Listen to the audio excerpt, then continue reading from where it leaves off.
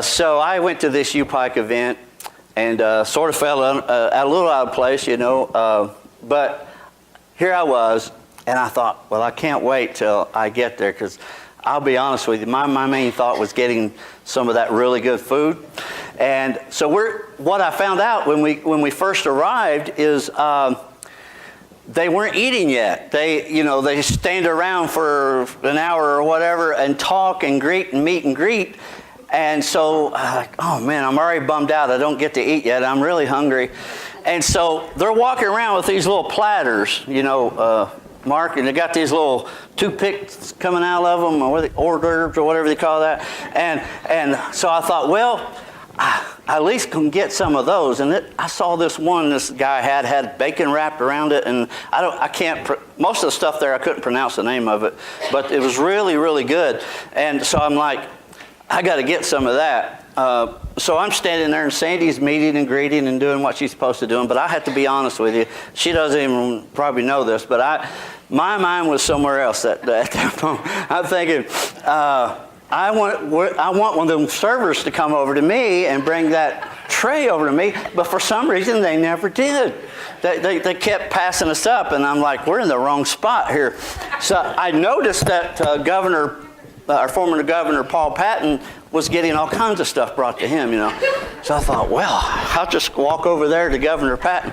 And so I make my way over to Governor Patton. Sure enough, here comes this guy with the bacon wrapped stuff and that toothpick, and he offers it to Governor Patton.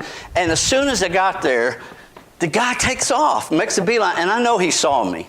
He had to have seen me. And so for a second I thought, well, I'm going to follow him. So I'm following through the crowd. I'm trying to catch up with him. Then I pass up Governor Patton. I thought, this is too obvious. I don't want to look like I'm stalking the servers. So I go back to where we're standing and with Sandy and them. And you probably had no idea all this was going on. So I'm standing there. I'm trying to engage in conversation, and I'm a little bit, my mind's somewhere else, just hoping that they would come over and bring that tray to me. And finally, I catch the eye of a server, and I give him the eye and a look, and he finally comes over to me, and I get a couple of those little delicious things.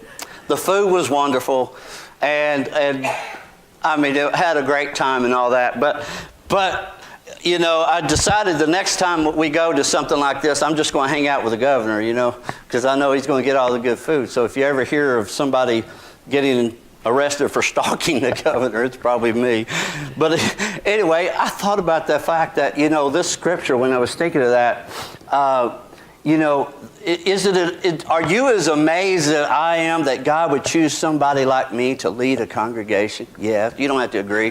But I'm telling you what, God has chosen, he really can say that God has chosen the foolish things of the world to confound the wise. Because every time I tell somebody that I graduated with that I'm a pastor and I lead a congregation and I'm a chaplain, they're like, oh, really?